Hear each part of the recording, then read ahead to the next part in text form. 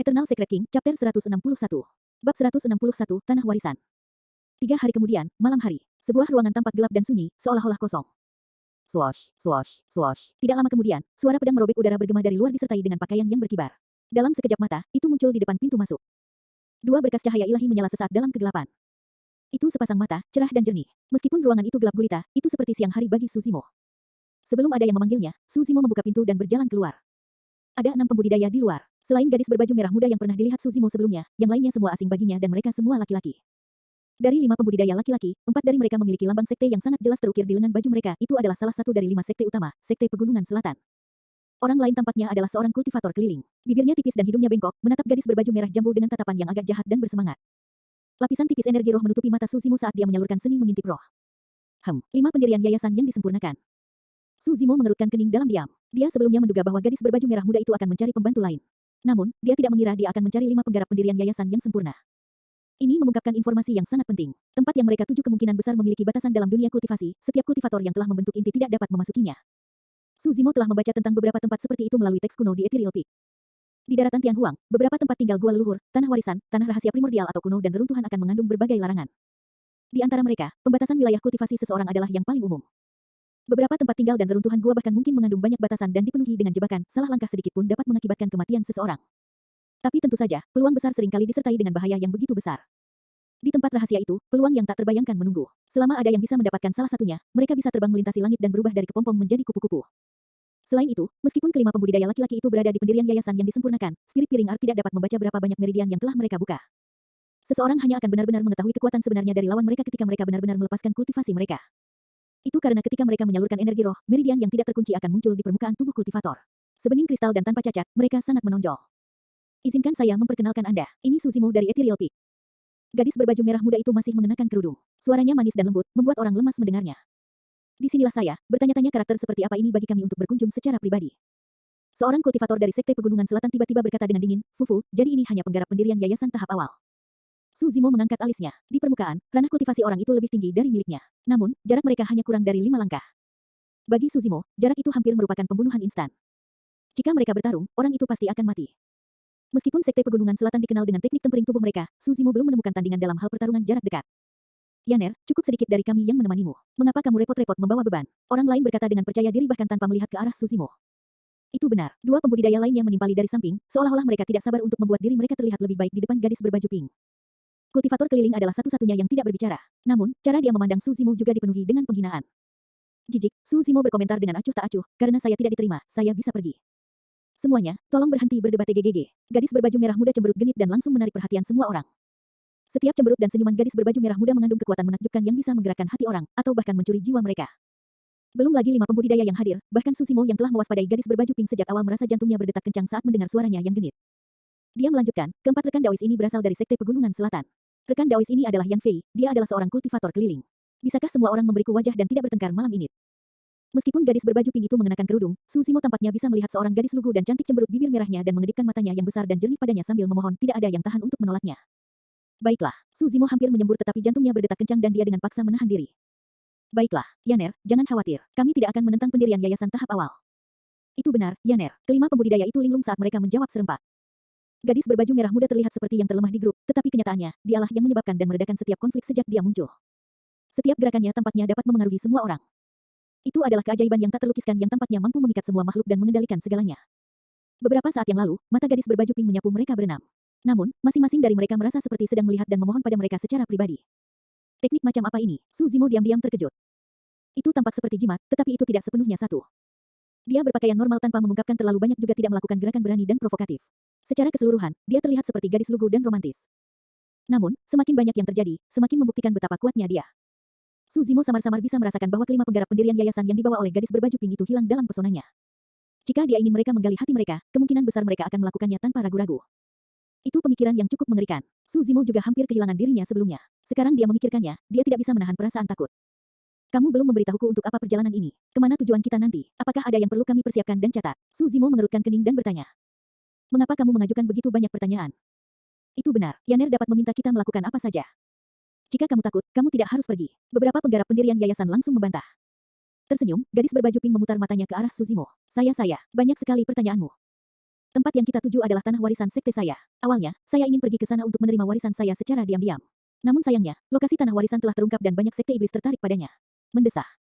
Gadis berbaju merah muda itu menghela nafas. Aku lemah dan bukan tandingan para pembudidaya sekte iblis itu. Malam ini, saya hanya bisa mengandalkan beberapa rekan Taois untuk memastikan keselamatan saya sehingga saya bisa mendapatkan warisan di dalamnya. Jangan khawatir, Yaner. Dengan saya, Wu Xiangming, di sekitar, tidak ada yang bisa menyakiti Anda. Itu benar. Aku, Si Yu Cheng, pasti akan menemanimu sampai akhir sampai kamu mendapatkan warisanmu, Yaner. Su Zimo bisa mendengar banyak celah dan ketidakkonsistenan dalam cerita gadis berbaju pink itu. Namun, 5 penggarap pendirian yayasan membelinya sepenuhnya. Eternal Secret King, Chapter 162. Bab 162, Bawah Tanah Jauh. Ayo pergi, kami tidak akan bisa melakukannya dalam beberapa saat. Gadis berbaju merah muda mengeluarkan bejana roh dari tas penyimpanannya dan menyuntikkannya dengan kiroh. Seketika, kapal memancarkan 2 berkas cahaya. Itu adalah senjata roh kelas menengah. Meskipun pedang terbang dan bejana roh keduanya adalah senjata roh, pedang terbang adalah yang paling mudah untuk disempurnakan. Relatif, bejana roh jauh lebih kompleks. Karena gadis berbaju merah muda mengeluarkan senjata roh kelas menengah sejak awal, kultivasinya pasti tidak akan terlalu rendah. Dengan augmentasi kiroh, bejana roh mengembang dengan cepat dan melayang di depan mereka. Gadis berbaju pink adalah yang pertama melompat diikuti oleh 4 penggarap pendirian yayasan dari Sekte Pegunungan Selatan dan pembudidaya keliling. Sedikit ragu, Susimo adalah yang terakhir naik ke kapal. Kapal roh menghilang dari tempatnya ke kedalaman malam. Tak lama kemudian, ia meninggalkan kota Ciyu dan melaju ke arah utara tanpa menunjukkan tanda-tanda berhenti.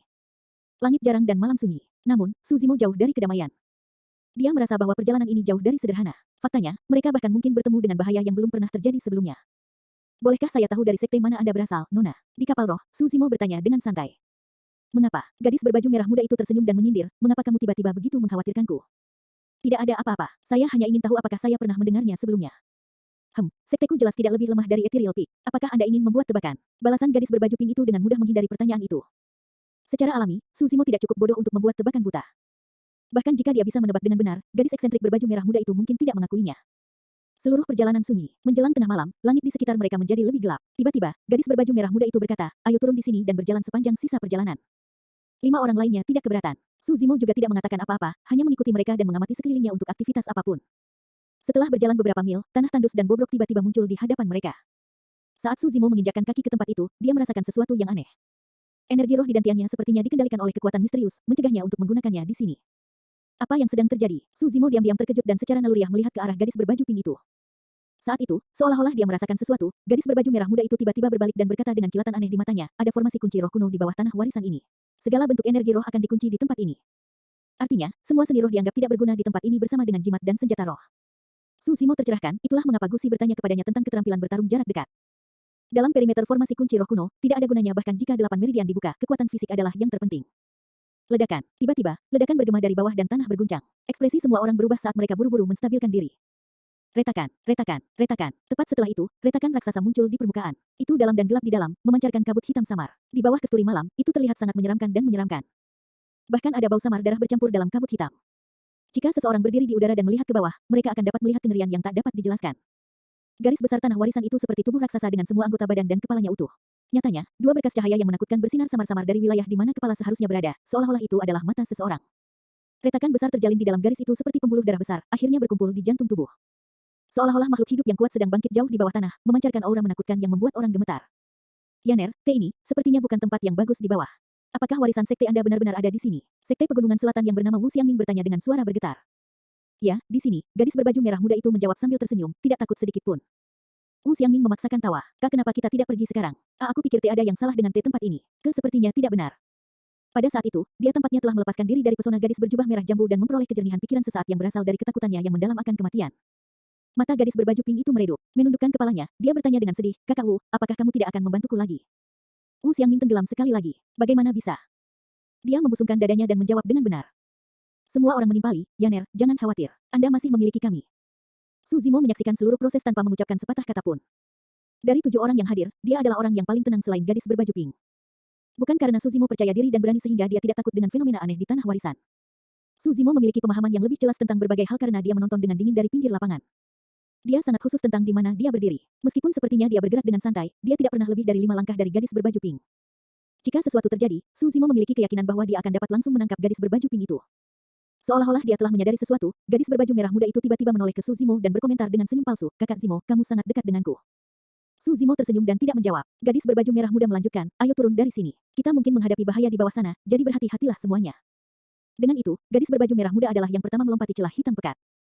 Su Zimo menyipitkan pandangannya. Dalam sekejap, dia mengikuti dari belakang dan menjadi orang kedua yang melompat. Dengan energi roh mereka dibatasi, tidak satupun dari mereka bisa terbang. Karena dia tidak tahu seberapa dalam retakan itu, Su Zimo mendorong telapak tangannya ke dinding setelah melompat ke bawah untuk mencoba dan mengendalikan kecepatan jatuhnya dengan menggunakan gesekan.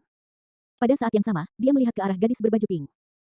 Dia sangat gesit dan mengetuk dinding dengan ringan dengan kakinya terus-menerus, seolah-olah dia adalah peri yang menari di tepi tebing. Dalam sekejap mata, gadis berbaju pink dan Su Zimo mendarat satu persatu. Tepat di belakang mereka adalah 4 penggarap pendirian yayasan dari Sekte Pegunungan Selatan dan pembudidaya keliling itu. Mereka berlima adalah kultivator pemarah tubuh dengan fisik luar biasa. Karena itu, tidak ada dari mereka yang mengalami cedera. Di celah itu, hanya ada 2 jalur depan dan belakang. Gadis berbaju merah muda sedikit ragu sebelum menunjuk ke suatu arah dan berjalan di depan semua orang. Tak lama kemudian, sebuah pertigaan muncul di jalan di depan. Ini adalah persimpangan dari 2 retakan. Di tengah perempatan tergeletak sesosok mayat. Matanya melebar dan memiliki bekas luka pedang berwarna merah darah di gelabelannya. Karena masih berlumuran darah hangat, jelas orang itu belum lama meninggal. Eternal Secret King, Chapter 163. Bab 163, Pembunuh Berwajah 1000. Ketika dia melihat mayat yang masih memiliki jejak kehangatan, ekspresi gadis berbaju merah muda itu tetap tidak berubah meskipun kilatan aneh berkedip di tatapannya. 4 penggarap Sekte Pegunungan Selatan tegang dan mencengkeram senjata mereka dengan erat. Sebagai kultivator pemarah tubuh, mereka secara alami akan membawa senjata tempur jarak dekat dengan mereka, mirip dengan yang seperti saber bulan dingin Su Zimo dan kapak raksasa kecil yang gemuk. Dari 4 penggarap Sekte Pegunungan Selatan, 3 dari mereka memegang pedang sementara yang lain memegang kail. Kultivator keliling, Yan Fei, dengan tangan kosong. Namun, lengan bajunya lebar seolah-olah dia memiliki trik tersembunyi di dalamnya. Sekilas, Su Zimo samar-samar bisa menebak bahwa senjata Yan Fei seharusnya sepasang pelindung lengan. Itu adalah jenis senjata yang tersembunyi dengan baik, pendek dan ganas yang dapat digunakan baik secara defensif maupun ofensif. Itu setara dengan dia bertarung dengan tangannya, kecuali bahwa itu tidak terkalahkan dan tidak bisa dihancurkan. Jelas bahwa tempat bawah tanah ini jauh dari ramah. Selain fakta bahwa mereka terpesona oleh gadis berbaju pink, alasan mengapa mereka berlima bersedia untuk mengikuti adalah karena mereka benar-benar mampu. Lagi pula, ada formasi kunci roh kuno di sini. Bahkan jika penggarap pendirian yayasan yang disempurnakan dengan 8 meridian yang tidak terkunci datang ke sini, mereka mungkin mati dalam penyesalan jika mereka lemah dalam pertempuran jarak dekat. Di pertigaan, kelima pria itu melindungi gadis berbaju merah muda di tengah dan mengamati sekeliling. Hanya setelah mereka memastikan bahwa tidak ada bahaya, mereka terus maju. Su Zimo berada di belakang tidak terlalu jauh dan tidak terlalu dekat. Berhenti di samping mayat di pertigaan, dia melirik ke samping. Mata orang itu membelalak dan penuh dengan kebingungan, seolah-olah dia tidak tahu bagaimana dia meninggal. Bekas luka pedang di glabella tipis dan jelas bahwa penyerangnya sangat cepat sehingga pria ini terbunuh bahkan tanpa sempat bereaksi. Su Zimo terus mengikuti gadis berbaju pink dan yang lainnya di depan. Tak lama kemudian, mereka menemukan 2 mayat lagi yang tergeletak secara diagonal di tanah yang terlihat identik dengan yang sebelumnya. Kedua mayat itu juga tidak memiliki tas penyimpanan. Wu Xiangning dan yang lainnya menyapu pandangan mereka dan mencoba melindungi gadis berbaju pink saat dia berjalan melewati 2 mayat. Tiba-tiba, Su Zimo merasakan sensasi berdebar yang kuat seolah-olah kulit kepalanya mati rasa. Perasaan itu datang sangat tiba-tiba tanpa peringatan sama sekali. Meskipun dia tidak merasakan adanya bahaya, Su Zimo tanpa sadar berteriak pelan, berhenti. Setelah mendengar suara Su Zimo, gadis berbaju merah muda itu sepertinya memikirkan sesuatu saat dia menghentikan langkahnya. Meledak dari kakinya, dia melompat mundur dalam sekejap. Wu Xiangning dan yang lainnya tertegun sejenak. Saat itu, mayat yang tergeletak miring ke samping tiba-tiba menggerakkan pupil matanya dengan cara yang menyeramkan. Itu berdiri dan menarik pedang yang sangat tipis entah dari mana, melesat maju dan menusuk 2 kali. Puff, puff, sinar pedang melintas diikuti oleh 2 suara tajam. Su Zimo tertegun, mayat itu menyerang terlalu cepat. Jika dia berada di posisi lain dan tidak memiliki persepsi roh, dia juga tidak akan bisa menghindari kedua serangan itu. 2 pembudidaya Sekte Pegunungan Selatan membelakangi Su Zimo. Meskipun dia tidak bisa melihat ekspresi mereka, dia bisa merasakan tubuh mereka menjadi kaku saat mereka terjatuh ke depan, tidak lagi bernafas. Meski mayat itu telah membunuh 2 orang, itu tidak berhenti sama sekali. Mengetukkan kakinya dengan ringan, ia melaju ke depan dan bergerak seperti hantu, berkedip dan menghilang ke dalam kegelapan. Desir, desir. Pada saat yang sama, 2 berkas cahaya hitam menembus kegelapan dan mengejar bayangan hitam, mengeluarkan rengekan dan menghilang. Tidak jauh dari situ, Su Zimo memegang Sanguine Crystal Bow dan menembakkan 2 anak panah. Sayang sekali mayat itu melarikan diri lebih dulu dan kedua panah itu tidak dapat melukainya karena gerakannya yang menipu. Dentang, dentang. Segera setelah itu, 2 suara renyah terdengar dari kegelapan di depan. Cukup benar, kedua anak panah itu meleset, suara datang dari mereka yang mengenai dinding. Berdiri di samping Su Zimo, gadis berbaju merah muda itu memiliki pancaran aneh di matanya. Dari orang-orang yang hadir, dialah satu-satunya yang mengetahui identitas mayat itu. Di permukaan, mayat itu tidak memiliki celah. Itu identik dengan mayat sebelumnya yang mereka temui, sampai ke bekas luka yang mengalir dengan darah hangat. Namun, gadis berbaju merah muda itu tidak menyangka bahwa pemuda dengan fitur halus akan menjadi orang pertama yang menyadari bahwa itu adalah penyamaran. Mayat yang baru saja melarikan diri adalah pembunuh paling berdarah dingin dalam Sekte Iblis, pembunuh sejati. Tak seorang pun di dalam Sekte Iblis telah melihat wajah sebenarnya dari mayat itu. Dia bisa jadi mayat, atau pria tua dengan rambut putih panjang. Dia juga bisa menjadi anak yang lugu dan naif atau bahkan, seorang wanita. Sebaliknya, tidak ada yang tahu apakah dia laki-laki atau perempuan. Orang-orang dari Sekte Iblis menyebutnya sebagai pembunuh berwajah 1000. Gadis berbaju merah muda hanya tahu bahwa orang ini adalah pewaris iblis dari Sekte Kematian tersembunyi generasi ini. Dengan bakat yang sebanding dengan pembangkit tenaga dari Sekte Iblis kuno, dia dianggap sebagai pewaris iblis terkuat dari Sekte Kematian tersembunyi. Baik Sekte Perawan Murni Gadis Berbaju Merah Muda maupun Sekte Kematian Tersembunyi Pembunuh Berwajah 1000 adalah bagian dari 7 Sekte Iblis. Saat Su Zimo mengeluarkan peringatan, gadis berbaju merah muda itu teringat akan sosok menakutkan itu dan segera mundur. Namun, yang mengejutkan gadis berbaju pink itu adalah pembunuh berwajah 1000 itu memilih mundur setelah membunuh 2 orang. Artinya ada seseorang di antara mereka yang membuat pembunuh berwajah 1000 itu merasa terancam, sehingga ia tidak terus mengambil resiko. Dalam level yang sama, pembunuh berwajah 1000 itu telah membunuh banyak orang jenius dan tanpa gagal sekalipun. Rekam jejaknya yang luar biasa membuat banyak pembudidaya iblis tidak bisa berkata apa-apa. Di satu sisi, itu karena metode pembunuh berwajah 1000 itu dingin dan keras. Di sisi lain, itu juga merupakan bukti kehati-hatiannya. Hanya siapa yang menyebabkan pewaris iblis terkuat dari sekte kematian tersembunyi ini merasa khawatir. Gadis berbaju merah muda menyapu pandangannya ke Wu Xiangming dan para pembudidaya lainnya, akhirnya mendarat di Susimo. Meskipun proses kemunculan pembunuh berwajah 1000 itu hingga keluarnya tampak lambat, itu terjadi dalam sepersekian detik di dunia nyata. Wu Xiangming dan yang lainnya tidak punya waktu untuk bereaksi sama sekali. Di antara mereka yang hadir, Susimo adalah yang paling tenang. Dia tidak hanya menyadari ada sesuatu yang salah, dia bahkan bisa membalas. Jelaslah siapa yang diwaspadai oleh pembunuh berwajah 1000 itu. Ini adalah pertama kalinya gadis berbaju merah muda itu menyadari bahwa Susimo tidak sesedih yang dia bayangkan. Terutama ketika dia menembakkan panah sebelumnya. Pria tampan itu ternyata memancarkan aura yang begitu ganas hingga bisa menghancurkan segalanya. Tidak semua orang berani menyentuh pewaris iblis dari sekte kematian tersembunyi. Gadis bermata merah jambu itu berbinar saat dia berpikir pada dirinya sendiri. Cara dia menyerang dengan sangat tegas. Aku ingin tahu apakah dia akan tetap bersikap sama jika dia tahu itu adalah pembunuh berwajah 1000. Kau tahu siapa itu? Suzimo menatap gadis bermata merah jambu itu dan bertanya sambil mengerutkan kening. Dia berkedip dan menjawab, tidak, saya tidak. Suzimo mengalihkan pandangannya. Dia tahu bahwa jika gadis berbaju merah muda itu tidak ingin memberitahu, dia tidak akan mendapatkan jawaban yang benar tidak peduli bagaimana dia bertanya. Tidak jauh, sekarang hanya ada 2 dari 4 pembudidaya sekte pegunungan selatan yang tersisa. Meski keduanya terlihat kesakitan, mereka segera mengeluarkan tas penyimpanan dari kedua mayat tersebut dan menyimpannya sendiri. Dan Anda menyebut itu seorang kultivator yang benar dari jalan ortodoks. Ketika gadis berbaju pink melihat itu, dia menyeringai dingin di balik cadarnya. Eternal Secret King, Chapter 164. Bab 164 Pertarungan yang tak terhindarkan. Belasungkawa saya, sesama Taois. Gadis berbaju merah muda datang ke sisi Wu Xiangming dan berkata, orang itu menyerang kami tanpa alasan dan membunuh 2 orang. Kemungkinan besar itu adalah seseorang dari sekte iblis. Wu Xiangming dan yang lainnya mengangguk kesakitan. Ini semua salahku. Gadis berbaju merah muda menghela nafas dengan lembut dengan sikap sedih. Jika bukan karena saya, kedua rekan Daois itu tidak akan terlibat dan akhirnya mati di sini. Mereka dari sekte iblis sangat kuat. Saya pikir kami bukan tandingan mereka. Ketika dia mendengar itu, Wu Xiangming buru-buru berkata, itu bukan salahmu, Yaner. Gadis berbaju merah muda itu mengerutkan bibirnya saat kilatan melintas di matanya. Seolah-olah dia telah membuat semacam keputusan, dia menjawab dengan lembut, Kakak Wu, tolong pergi. Saya telah memutuskan untuk melanjutkan sendiri. Tolong jangan ikuti saya lagi. Jika kalian akhirnya terluka karena aku akan. Gadis berbaju merah muda menangis saat dia berbicara, air mata mengalir di matanya dengan cara yang menyedihkan. Untuk saat itu, Susimo hampir tergerak oleh ekspresi emosi gadis berbaju pink itu. Namun, dia tersentak dari pingsannya tepat setelah itu dan ekspresinya dingin. Wu Xiangming agak bingung. Dia ingin menjangkau dan membantu gadis berbaju merah muda menghapus air matanya. Namun, seolah-olah dia telah kehilangan keberaniannya, dia segera berkata, Yaner, jangan menangis. Jangan khawatir, aku pasti akan menemanimu sampai akhir. Kultivator sekte pegunungan selatan lainnya juga menimpali. Di samping, Yan Fei ternyata juga tergerak. Namun, cara dia memandang gadis berbaju merah muda itu agak aneh, seolah-olah ada sedikit nafsu dan kejahatan di matanya. Yaner, dengarkan aku. Wu Xiangming berkata dengan dalam, orang itu mungkin cepat dan tegas dalam serangannya, tetapi dalam pertempuran langsung, dia mungkin bukan tandingan saya. Gadis berbaju merah muda berhenti terisak dan menganggukkan kepalanya, tidak sepenuhnya mengerti. Suzimo mengeluh dalam hati, meskipun orang ini benar-benar tersihir oleh gadis berbaju pink, dia masih memiliki kewarasan yang tersisa dalam dirinya dan tahu bagaimana menganalisis situasinya. Menurut pendapat Suzimo, mayat sebelumnya mirip dengan bagaimana para pembunuh berperilaku seperti yang dijelaskan dalam buku-buku sejarah, jika mereka melewatkan serangan mereka, mereka akan melarikan diri.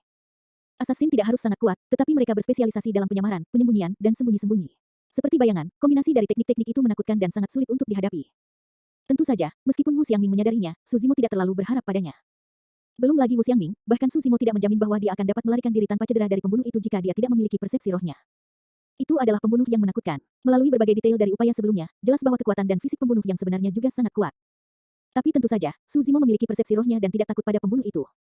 Jika dia berani muncul sekali lagi, Suzimo pasti akan langsung membunuhnya. Seseorang seperti itu terlalu berbahaya. Mungkin dia merasakan sesuatu, pembunuh itu tidak muncul lagi setelah melarikan diri. Gadis berbaju merah muda terus melewati celah, dilindungi oleh Wu Xiangming dan 2 lainnya. Suzimo berdiri di belakang dengan mata membara dan telinga bergetar, tidak ada yang bisa lepas dari akal sehatnya. Kali ini, Wu Xiangming dan 2 lainnya ternyata jauh lebih berhati-hati dengan setiap langkah yang mereka ambil. Ketika mereka menemukan mayat lagi, tak satu pun dari mereka yang lewat begitu saja. Sebaliknya, mereka memilih untuk tetap berada di samping gadis berbaju merah muda dan melanjutkan dalam formasi segitiga sambil menikam mayat beberapa kali. Tak lama kemudian, mereka tiba di pertigaan lagi. Wu Xiangming berbalik dan menatap Susimo yang tetap diam sepanjang jalan. Tiba-tiba merasa frustrasi, dia berteriak, "Hei, Su itu sesuatu. Anda sebaiknya berhenti mengikuti kami. Melihatmu membuatku kesal." Bagi Wu Xiangming, Suzimo hampir tidak ada sampai pada titik di mana dia bahkan tidak repot-repot mengingat nama yang terakhir. Itu benar, orang itu sama sekali tidak membantu dan penakut seperti tikus. Dia bahkan tidak berani berjalan di depan dan hanya memilih untuk mengikuti kita. Kultivator sekte pegunungan selatan lainnya menggerutu. Suzimo tidak menjawab dan hanya terlihat tenang dengan sedikit ejekan di matanya. Sepanjang perjalanan, Suzimo hampir tidak bergerak. Sebagian besar waktu, dia hanya menonton dengan dingin dari pinggir lapangan. Alasan mengapa dia tidak melakukan apa-apa adalah karena tidak perlu. Kepada Wu Xiangming, Suzimo hanya berteriak agar mereka berhenti dan menembakkan 2 anak panah. Namun, hanya gadis berbaju pink yang tahu betapa pentingnya peringatan dan 2 anak panah yang ditembakkan dari Suzimo. Mengingat sejarah pembunuh berwajah 1000 itu, dia akan membunuh semua orang kecuali dia jika dia tidak memiliki sesuatu untuk diwaspadai. Berdiri di pertigaan, Wu Xiangming menatap Su Zimo dan bertanya dengan jijik, Su Zimo, katakan padaku. Apa gunanya kamu? Ya. Kakak Wu, tolong jangan mempersulit dia, gadis berbaju merah muda itu dengan cepat berkata di samping. Wu Xiangming mendengus dingin dan berbalik, berjalan ke kanan pertigaan sambil bergumam tanpa henti, murid berdarah dari puncak etiril. Dia bukan apa-apa. Tepat pada saat itu, Su Zimo berdiri di tempat, seolah-olah dia merasakan sesuatu, matanya bersinar dengan kilatan dingin. Kamu bertanya padaku untuk apa aku baik, ya. Su Zimo tiba-tiba tertawa dan menjawab dengan tenang, sebenarnya peranku sederhana. Paling tidak, saya dapat memperingatkan beberapa orang agar tidak melangkah ke jalan yang tidak bisa kembali. Berhenti bertingkah misterius dan menyemburkan omong kosong. Wu Xiangming berbalik dan mencemooh dengan dingin, bicaralah pikiranmu. Tidak perlu bertele-tele. Su Zimo menunjuk ke jalan di belakang Wu Xiangming dan menjawab dengan acuh tak acuh, jika aku jadi kamu, aku tidak akan melanjutkan jalan ini. Hahaha. Wu Xiangming tertawa terbahak-bahak, sungguh lelucon yang berdarah. Anda benar-benar berpikir seseorang seperti Anda, pendirian yayasan tahap awal, memenuhi syarat untuk mengajari saya jalan apa yang harus saya ambil. Terserah kamu, Su Zimo mengangkat alisnya. Wu Xiangming tetap tersenyum dan menjawab dengan dingin, sesuatu, izinkan saya memberikan nasihat kepada seorang kultivator pengecut seperti Anda. Cepat dan pulanglah untuk menjadi petani, jangan sampai Anda keluar dan mempermalukan diri sendiri. Anda ingin mengolah keabadian dan mendapatkan dao dengan nyali itu. Bermimpilah.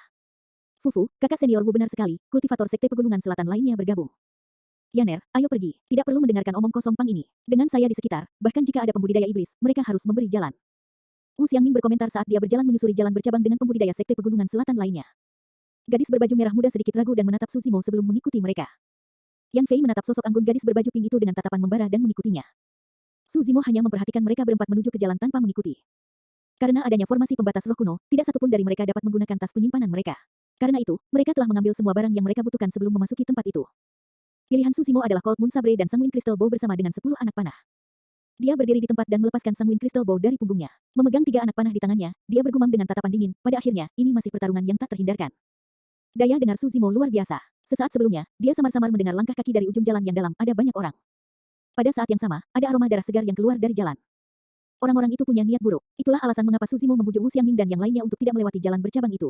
Sayangnya, mereka memilih untuk tidak mengindahkan nasihatnya. Eternal Secret King, Chapter 165. Bab 165, panah cepat seperti itu. Wu Xiangming dan pembudidaya sekte pegunungan selatan lainnya berjalan di depan dan pembudidaya keliling, Yan Fei, mengambil bagian belakang, meninggalkan gadis berbaju merah muda di tengah. Setelah berjalan beberapa saat, Wu Xiangming mengerutkan kening dan tiba-tiba berhenti di jalurnya, mendengarkan dengan seksama. Oh, ekspresinya berubah saat dia berbisik, ada orang di depan. Cepat, mundur. Jika hanya beberapa orang, Wu Xiangming tidak akan takut pada mereka. Namun, langkah kakinya berantakan dan terbukti banyak orang bergegas ke arah mereka dengan cepat. Tidak berani mengambil resiko, Wu Xiangming berniat untuk mundur dari tempat mereka sebelum membuat rencana lebih lanjut. Namun, orang-orang di depan sangat cepat. Saat Wu Xiangming selesai berbicara, sudah ada banyak orang di depannya. Senjata mereka menyala dengan jahat saat mereka mengeluarkan aura dingin dan pembunuh. Tanpa ragu, gadis berbaju pink itu yang pertama mundur. Wu Xiangming dan 2 lainnya melakukan hal yang sama. Namun, karena dia dan pembudidaya sekte pegunungan selatan berada di depan ketika mereka masuk, mereka sekarang menjadi yang terakhir saat mundur. Fufu, tawa serak dan menyeramkan bergema di belakang mereka. Ketika dia mendengar tawa itu, kilatan dingin melintas di mata gadis berbaju merah muda itu, dia tahu siapa yang ada di ujung sana. Suara seram itu terdengar sekali lagi, Demonesci, untuk berpikir bahwa kamu berani terlibat dalam kekacauan ini juga. Kamu benar-benar lelah hidup, bukan? Gadis berbaju merah jambu itu membuka sedikit di bawah cadarnya, seolah dia ingin mengatakan sesuatu tapi menahannya. Suara mendesing. 2 bilah tajam merobek udara dengan kekuatan besar dan kecepatan ekstrim. Wu Xiangming dan pria lain di belakang tidak berani menunda saat mereka berputar dan menebas dengan pedang mereka dengan tergesa-gesa. Dentang. Suara benturan logam yang menusuk telinga bisa terdengar saat percikan api berterbangan di kegelapan. Wu Xiangming dan tubuh orang lain gemetar. Meskipun mereka berhasil memblokir serangan, mereka bisa merasakan lengan mereka mati rasa. Penundaan sesaat itulah yang dibutuhkan barisan depan para pengejar untuk mendekat. Tampak mengancam dan membunuh, mereka berteriak dan menerkam. Yaner, pergi dulu. Aku akan menahan mereka di sini. Aku pasti tidak akan membiarkan mereka menghubungimu. Teriak Wu Xiangming tanpa menoleh ke belakang. Berdiri di tengah jalan bersama rekan sektenya, mereka menghadapi agresor yang masuk. Kamu pasti mencari kematian. Wu Xiangming mendengus dan memutar pergelangan tangannya. Pedang panjangnya bergetar dan mengeluarkan ki pedang yang mengancam, melingkar seperti ular piton yang tak terduga saat menusuk. Kepanikan melintas di mata agresor yang menerjang, dia jelas tidak mengharapkan cara seperti itu dari Wu Xiangming. Meskipun dia ingin menghindar, sudah terlambat. Cahaya berdarah menyala dan lubang berdarah muncul di dada pria itu, matanya perlahan meredup. Wu Xiangming menendang mayat pria itu dan terus berkelahi dengan para pengejar lainnya. Pertarungan jarak dekat jauh lebih berbahaya daripada pertarungan pedang kinesis. Ini karena kedua belah pihak akan berputar di sekitar area kecil dan itu adalah pertarungan kecepatan tanpa banyak ruang untuk bereaksi. Kecerobohan sekecil apapun akan mengakibatkan seseorang terkena serangan dan bahkan mungkin menyebabkan kematian mereka secara instan. 2 pembudidaya di depan dengan tangan kosong. Ditambah dengan fakta bahwa mereka meremehkan lawan mereka, mereka akhirnya terbunuh dalam satu gerakan oleh Wu Xiangming dan pembudidaya sekte pegunungan selatan lainnya. Awalnya, Wu Xiangming mengira kedua pedang itu akan mampu menakuti para pembudidaya di belakang. Namun, dia tidak menyangka bahwa meskipun kedua pembudidaya itu meninggal, para pengejar lainnya bahkan tidak ragu-ragu saat mereka berlari ke arahnya tanpa ekspresi. Rasa dingin di mata mereka menyebabkan jantung Wu Xiangming berdetak kencang. Siapa kalian? Dia bertanya dengan keras sambil mundur. Kamu berani menerobos masuk ke tempat ini bahkan tanpa mengetahui siapa kami. Sepertinya kamu cukup tersihir oleh Demonesci itu, ya. Fufufu, kebodohanmu tidak mengenal batas. Tawa dingin bergema dari kerumunan. Saya adalah murid Sekte Pegunungan Selatan, salah satu dari 5 sekte utama. Saya tidak tahu tentang Demon SG. Anda sebaiknya memberitahu saya siapa Anda agar kita tidak berakhir dengan hubungan yang buruk. Wu Xiangming berteriak sekali lagi. Berakhir dengan hubungan buruk. Seseorang mencemooh. 5 sekte besar. Makan kotoran. Beraninya kau menyebut dirimu dalam nafas yang sama dengan kami dari Sekte Iblis. Sekte Pegunungan Selatan bahkan tidak layak membawa sepatu untuk Sekte Bumi Jahat kita. Memang, ini adalah orang-orang dari Sekte Iblis. Jantung Wu Xiangming berdetak kencang. Mengingat kekuatan kultivasinya saat ini, dia samar-samar telah mengetahui beberapa rahasia daratan Tianhuang. Di daratan Tianhuang, ada banyak sekte iblis. Namun, 7 yang terkuat dari mereka disebut sebagai 7 sekte iblis. Ketujuh sekte iblis ini adalah faksi teratas dari seluruh daratan Tianhuang. Meskipun sekte Pegunungan Selatan dikenal sebagai bagian dari 5 sekte besar, itu hanya di dalam dinasti Zhou Agung. Namun, dinasti Zhou besar hanyalah bagian dari daratan Tianhuang. Dengan kata lain, sekte Pegunungan Selatan sangat kecil dibandingkan dengan salah satu dari 7 sekte iblis. Meskipun Wu Xiangming tahu tentang 7 sekte iblis, dia tidak tahu dari 7 sekte mana mereka terdiri. Saat ini, satu-satunya harapannya adalah bahwa sekte Bumi Jahat bukan salah satu dari 7. Memotong. Pada saat itu, pembudidaya sekte Pegunungan Selatan lainnya bergerak sedikit lebih lambat dan mengungkapkan cacat, menyebabkan dia ditusuk melalui dada dengan darah segar segera mengalir. Karena stamina kultivator kurang sejak awal dan ditambah dengan fakta bahwa dia terluka parah, dia terhuyung-huyung. Seketika, 2 lubang berdarah lagi muncul di tubuhnya. Itu diikuti oleh kepalanya yang terbang di udara. Wu Xiangming menyaksikan semuanya dengan mata terbelalak. Sementara dia sedikit terganggu, dia merasakan sakit yang tajam di perutnya. Pedang panjang muncul, berlumuran darah. Rasa sakit menyebabkan Wu Xiangming gemetar sok. Dia memelototi orang di depannya dan terhuyung mundur sambil mengacungkan pedangnya. Akhirnya, dia jatuh ke tanah dan berkeringat dingin. Kerumunan bubar dan seorang kultivator berjubah hitam dengan ekspresi jahat melangkah mendekat. Dia memandang Wu Xiangming dan mencemooh dengan dingin, kamu bahkan tidak tahu siapa Demon SG itu. Kamu pantas mati. Tombak tulang tiba-tiba muncul dari lengan kultivator berjubah hitam. Warnanya benar-benar hitam dan terdiri dari 12 tulang, membawa aura jahat. Kultivator berjubah hitam mendorong tombak tulang ke depan dengan lembut. Puff, tenggorokan Wu Xiangming langsung ditusuk. Wajahnya yang awalnya pucat ditutupi dengan garis darah yang padat, itu adalah pemandangan yang menakutkan. Itu adalah tanda aura jahat memasuki tubuh seseorang. Di dunia kultivasi, ada banyak jenis senjata roh yang terbuat dari bahan unik. Bahkan tanpa menyuntikkan energi roh untuk mengaktifkan pola roh mereka, mereka dapat melepaskan berbagai kekuatan. Tombak tulang kultivator berjubah hitam adalah salah satunya. Iblis Ji, kamu tidak bisa melarikan diri. Mengomentari dengan dingin, pembudidaya berjubah hitam memimpin kelompok itu dan menyerang ke depan. Bahkan dengan Wu Xiangming dan kultivator sekte Pegunungan Selatan lainnya memegang pertahanan, masih sulit bagi gadis berbaju pink dan Yan Fei untuk melarikan diri dari kultivator berjubah hitam sepenuhnya. Gadis berbaju pink dan Yan Fei melarikan diri di depan sementara pembudidaya berjubah hitam memimpin lebih dari 100 orang untuk mengejar. Pintu keluar tepat di depan mereka. Tepat ketika mereka hendak keluar untuk mencapai pertigaan sebelumnya, kultivator berjubah hitam telah mengejar mereka.